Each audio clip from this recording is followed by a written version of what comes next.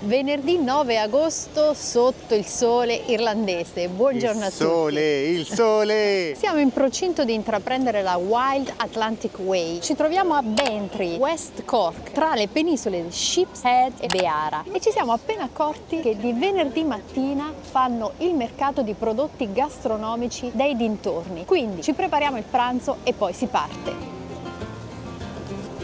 Formaggi. What kind of cheese is this? The Roy Berger. Okay, a cheese of this area, yeah. Gobin? 2 little piece for sandwiches. Oh. Thank you. That's okay. Can I pay by card? Yeah. Okay. Sara appena tornata, non so cosa abbia visto, ma soprattutto cosa abbia preso. Il formaggio l'avete visto, comprato il pane, si può partire. Io comunque sono come San Tommaso, finché non vedo, non credo. Si inizia la discesa verso la primissima penisola del West Cork, lasciando il mercato del venerdì di Bantry. Molto traffico oggi, probabilmente per il mercato e anche per l'inizio delle vere holidays qui in Irlanda. Siamo al Bantry Harbour, al porto di Bantry, che si dice sia il porto naturale tra i più profondi al mondo. Il traffico probabilmente è anche dovuto al fatto che è una bellissima giornata, siamo a ridosso del fine settimana e questo non può che essere positivo sia per i turisti sia per la gente del posto che vuole godersi la bella giornata.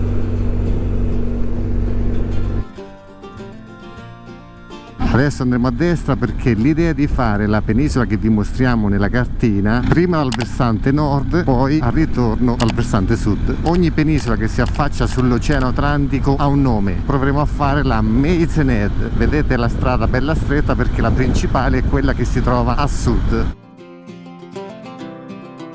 Cioè, guardate come esce il sole, il verde, l'ho detto tante volte, è stupendo.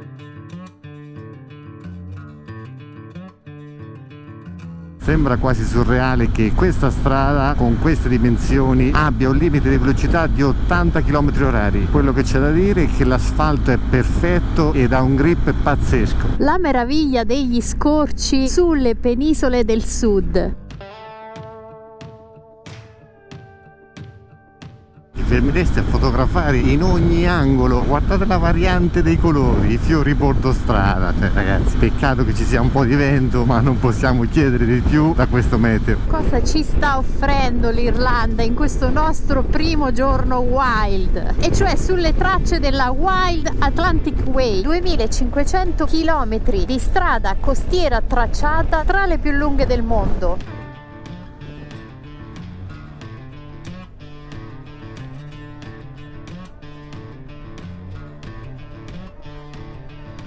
La Wild Atlantic Way parte da Kinsale ed è da Kinsale che inizia il West Cork, la parte più ovest della contea di Cork e la più selvaggia, comprendente 3 delle 5 penisole dell'ovest dell'Irlanda, Maizenhead, Sheepshead e Beara. Il verde e i fiori a bordo strada rendono l'Irlanda completamente diversa dalla sua cugina scozzese. È anche vero che siamo molto più a sud per il momento rispetto alla Scozia e che queste giornate non ci sono mai capitate, meteorologicamente parlando. Questo però è un altro discorso, sicuramente voi sarete più fortunati di noi. Nel frattempo abbiamo ancora reso la strada più piccola, vediamo dove ci porta, anche perché dato che siamo in moto ne approfittiamo per affrontare queste stradine.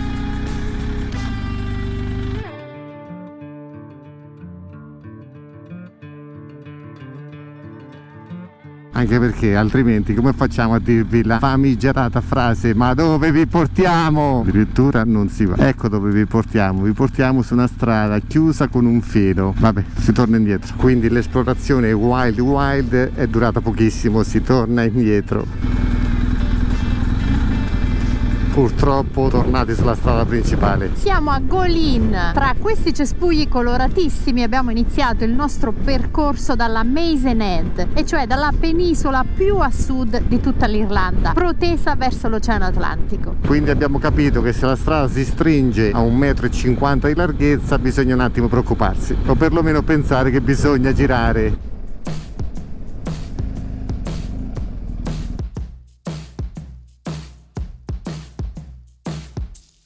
Ci liquidiamo dal meraviglioso habitat del cigno, dalle piume di seta, per riprendere il giro.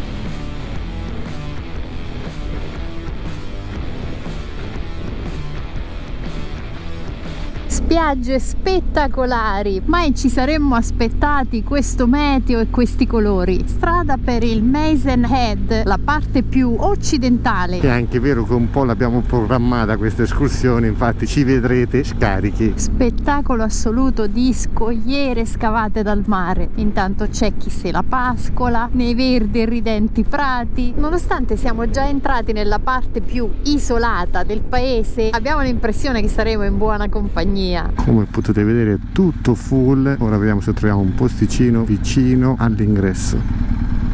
Siamo appena entrati al Maizenhead Signal Station. Abbiamo appena fatto il biglietto, 15 euro per 2 persone, quindi 7,50 euro a persona. Vamos! Quella dove siamo diretti era una stazione costruita per dare aiuto alle navi che passavano di qua e che così non avrebbero urtato contro delle scogliere. La nostra prima tappa è il Bridge View, il ponte costruito a un'altezza di 45 metri.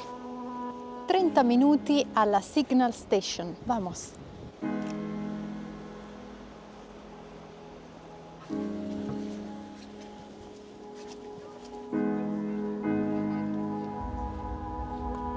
Si dice che sul Maizen Bridge sia d'obbligo guardare in basso, questo perché in determinati periodi dell'anno è possibile avvistare delfini e balene. Entriamo nella sala motori e generatori che mantenevano l'alimentazione sulla stazione, smantellata nel 93 con l'automazione dei fari da parte dell'Irish Lights. Questa e gli alloggi dei guardiani sono state le prime ad essere trasformate in centro visitatori. La loro ricostruzione mostra il continuo sguardo dei guardiani rivolto al mare, l'omaggio dell'intera stazione rivolto a Guglielmo Marconi, che tentò di far passare il primo radiomessaggio dall'altra parte dell'oceano, istituendo a Crookhaven un albero di trasmissione. Il centro continua con la narrazione della flora e della fauna e di Maizenhead, punto più sud-occidentale della terraferma, come luogo ideale per l'avvistamento delle balene. Luogo surreale di un'importanza storica che ora vi andremo a raccontare. E ora andiamo con i 99 gradini super ripidi e anche molto stretti, solo che qua si accorcia parecchio e poi sembra quasi un rito che bisogna fare se si viene da queste parti. Ma prima di raccontarvi il tutto bisogna prendere energie, quindi tornati dalla sorellona, ma soprattutto assalto ai forni. Allora qua abbiamo il formaggio bello impacchettato, guardate che confezione, sembra quasi una confezione regalo. Sì, ma a volte l'apparenza inganna, quindi vogliamo vedere cosa ci sia dentro. La quantità mi fa pensare ad un pranzo leggero. Claro. Ora passiamo al pane, ma ragazzi, questa è dieta con le proporzioni, tu è meglio che non vai a fare la spesa. No, era l'unico pane del giorno fresco rimasto e ce lo facciamo bastare. Considerate che le mani di Sara sono piccoline, quindi vi rendete conto che per me questa è una muccicata. Dalle vostre parti si dice muccicata. Facciamo come i pastori sardi, pane e formaggio. Stop. Questo è il risultato. Devo ammettere che è gustoso. Ovviamente panino terminato in una frazione di secondo. Per portarvi in un posto ideale dove raccontarvi una storia che accomuna i due punti. E questo posto si trova vicinissimo, a 9 km, sempre lungo la costa sud. Banalissimo consiglio, se venite da queste parti cercate di venire la mattina perché è più facile trovare il sole. Di colpo il cielo è completamente cambiato, la spiaggia di stamattina dà un'altra angolazione e con un altro cielo.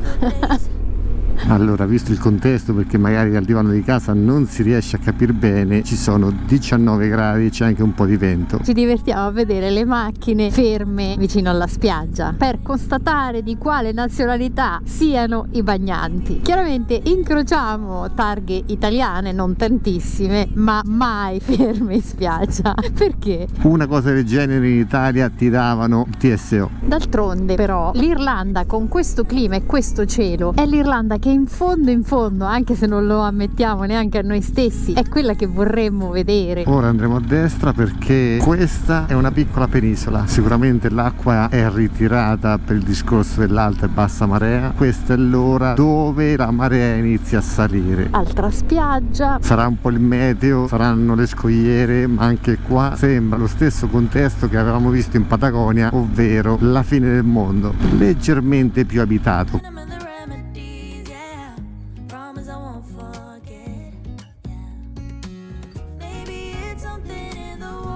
Siamo nel porto di Crookhaven, dove tutte le navi che solcavano l'Oceano Atlantico facevano provviste per l'ultima volta. Questo era il luogo anche dove si smistava la posta che arrivava oltreoceano e dove ogni compagnia di navigazione aveva i propri agenti per permettere alle navi di capire dove era stato venduto il loro carico. Alla fine dell'anno 1900 si dice che si poteva attraversare questo porto passando sui ponti delle navi che vi erano parcheggiate. All'epoca qui lavoravano 700 persone contro i 29 residenti attuali, ma la storia racconta un altro fatto importante. Qui venne Guglielmo Marconi.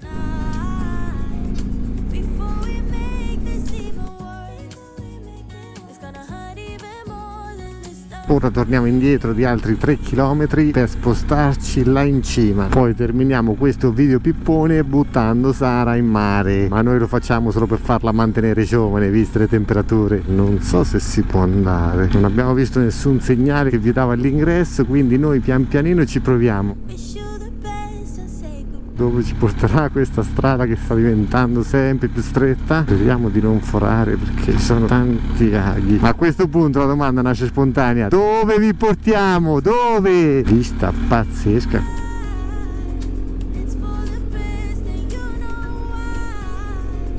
Sono rimasti 900 metri. Wow, ma che spettacolo qua! Alla fine della strada vedo delle luci di auto in fondo, proviamo anche noi. È proprio piccolissima la strada, piena di buche. Non siamo gli unici ad aver avuto questa idea, arrivare in auto qua. Ragazzi, ah, è chiusa la strada, ma sono 2 ragazze temerarie. Sì, ma queste non ce la faranno mai a girare. Quindi quanto abbiamo letto riporta tutto, perché la strada è chiusa. Sicuramente il parcheggio a cui si riferiva la guida era questo.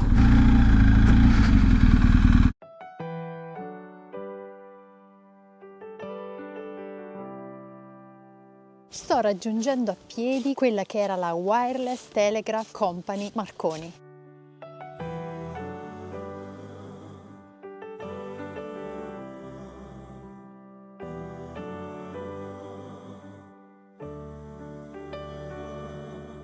Questo è effettivamente quello che rimane oggi della stazione wireless costruita nei primi anni del 1900.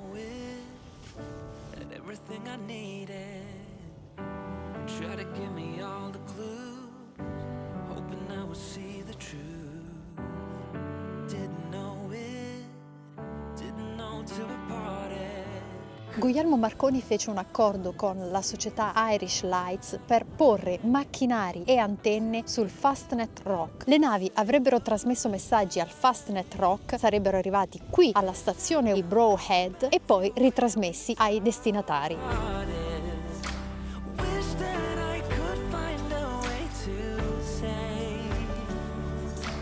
Una volta che il messaggio transatlantico venne spedito e quasi tutte le compagnie avevano a bordo attrezzatura Marconi, non era più necessario che la stazione wireless fosse vicino alle compagnie di navigazione, né che fosse in un posto così remoto come il West Cork.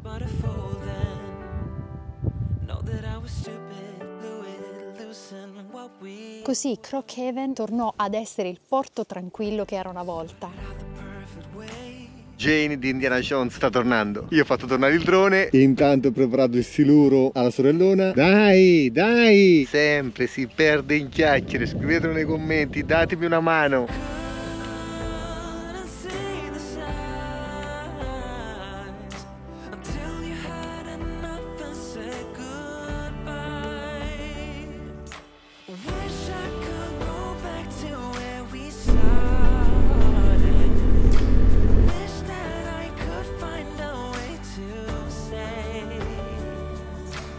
Ed ora facciamo la parte sud e torniamo nella nostra struttura, perché sono le 5:15 e ricordatevi che qua si mangia presto. Eccolo il villaggio e il porto di Crookhaven dall'altro lato.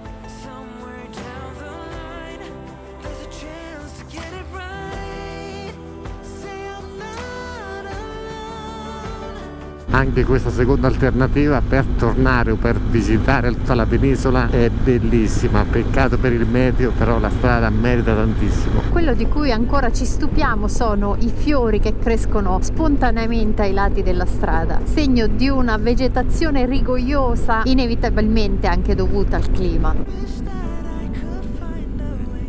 E poi i pub, guardate, super affollati, è l'ora della pinta. Paesini ragazzi che ci piacciono tantissimo, sempre super colorati. E niente ragazzi, questi si divertono. Belli ragazzi tra l'altro in giro. Confermo, alzo la mano, però io guardavo la strada, non posso guardare i ragazzi, mi fido di quanto dice Sara. È anche vero che è venerdì sera, sono tutte in tiro. Giustamente, aggiungo io, ma poi c'è quell'odore di hamburger, di patatine fritte, cioè io mangerei solo quello, hamburger, birra e patatine fritte. Però lo so cosa state pensando, non si fa male, attenzione. Ah, non so se ti aspettavi un congratulations, che cosa volevi? Sì, lo so, sono un maiale. E lo sanno, ecco. E me ne vanto. Continua la successione di casette colorate, che ormai è diventato un must per tutta l'Irlanda che finora abbiamo attraversato. Sono le 6 di pomeriggio, i negozi sono già chiusi. E tornati a Bantry da dove siamo partiti. Giro ad anello terminato. Giornata spettacolare, partita meglio, finita un po' peggio a livello meteorologico, però non abbiamo preso pioggia. Comunque Bantry, se passate da queste parti fermatevi perché merita tantissimo. È piccolina, però è super caratteristica. Stavolta ve la mostriamo di giorno e senza mercato.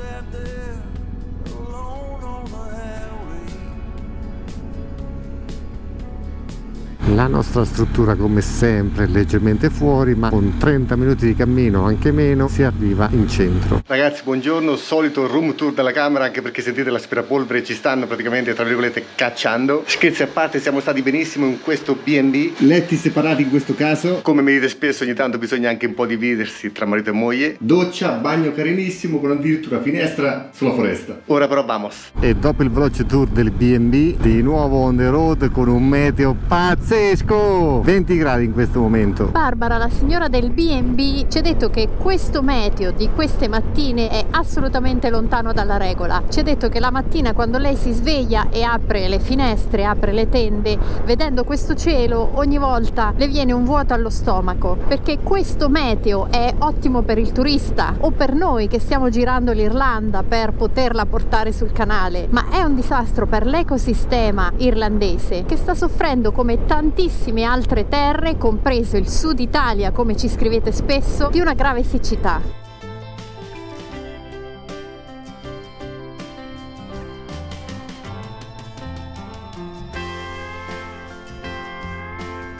Stiamo sempre percorrendo la N71, che sarebbe la Wild Atlantic Way, e oggi si continua a salire. Adesso destinazione passo di montagna. Si risalgono le diverse penisole irlandesi del West Cork, finendo per cambiare contea, proprio al passo di montagna che vi indicava Francesco.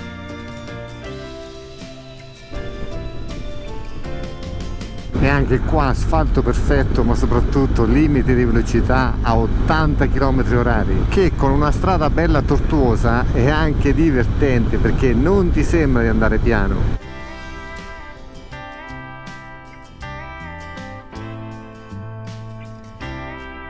Che spettacolo, mamma mia! Siamo nella cittadina di Glengarriff. Di sabato mattina aggiungerei ridente, fiorita e colorata. Io invece aggiungerei un altro senso, ovvero profumata. Ring of Bear, un altro circuito ad anello molto famoso dopo quello di Kerry e di Dingle. In moltissimi segnali viene riportato il simbolo della Wild Atlantic Way, cioè un'onda squadrata come quella che vedete proprio su questo. Francesco vi diceva aggiungo profumata perché non è raro sentire il profumo attraversando le cittadine o anche i luoghi un po' più selvaggi, merito delle piante, dei legni e chiaramente dei fiori che spesso crescono spontaneamente, come potete vedere ai margini della strada.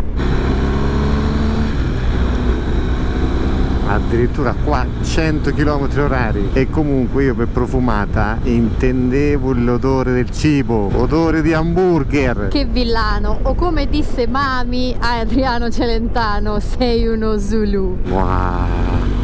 Ragazzi, venite in Irlanda perché è spettacolare. Sarebbe spettacolare anche con il camper, perché ovviamente qua puoi fare libera ovunque e soprattutto i costi sono altissimi. Però in alcuni punti le strade sono veramente strette, che con un camper magari di grosse dimensioni qua fai veramente fatica. Come dico sempre, non c'è il mezzo perfetto. Ora noi siamo in moto, quindi prendiamoci il meglio dalle due ruote, ovvero la strada tortuosa con un bellissimo manto stradale. Questa è una pista, ma poi non hai neanche la paura di prendere la multa, perché ripeto, il limite è 100 km/h, quindi divertendoti rispetti anche la legge. Sembra incredibile per un italiano. Ragazzi, che spettacolo!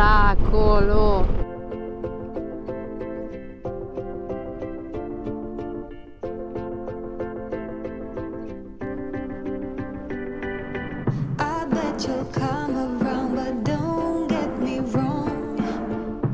Do what you gotta do. Lasciando Bantry siamo finiti nella verdissima e fiorita Beara Peninsula, che con la luce del sole appare ancora più rigogliosa. L'azzurro è celestiale, così intenso da creare una piacevole spaccatura tra il verde incontaminato irlandese. E ora, da quasi livello del mare, andiamo a scalare questa montagna. Madonna. Cioè io non so quando largo, non basta nessuno. Baby, for love, go all for love. We're going for love, for beating hearts off the charts. Love, go all for love. We're going for love, baby, going for love, baby, for love. I bet you'll get it right, but don't get me wrong. Say what you gotta say. Say what you gotta say. Go like a satellite, just go like a star now. Say what you gotta say. Say what you gotta say. Take it to the beach.